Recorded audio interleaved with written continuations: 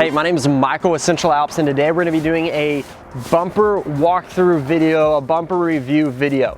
This is the DV8 JL front bumper. It's called a FB JL1. It's their first version of a JL front bumper. It is a direct match to the frame. You don't have to do any adjustments. It goes straight onto the JL. Overall, I'm pretty happy with it. I like the integrated 20-inch light bar. It's one of my personal favorites because I really don't like it when you have a light bar or pods on a bull bar or anything like that. I like it all integrated. I do like on this front bumper how you don't have to run a winch. They have a winch mounting plate that's separate.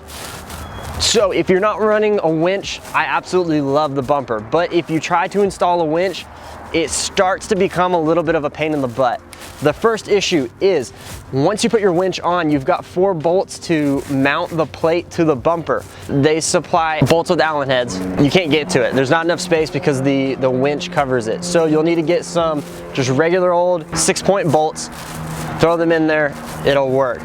My second issue with the plate when you add a winch is that your normal fair lead, typical winches come with a roller fair lead. The roller fair lead will not fit with the bull bar. The bull bar and the fair lead will not accommodate for one another, and you'll have the fair lead at an angle. That's why we had to go with this just stainless, rollerless fair lead. Besides that, I really love the look of it, and you can't beat it for the price.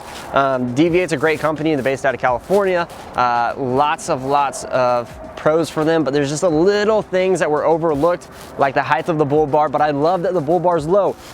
There's a couple little things that I'm not the most happy with, but you can get around it, no problem. So if you have any questions, please feel free to leave us a comment, shoot us an email, or give us a call or text at 833-268-2577. Again, my name is Michael with Central Alps, and thanks for watching.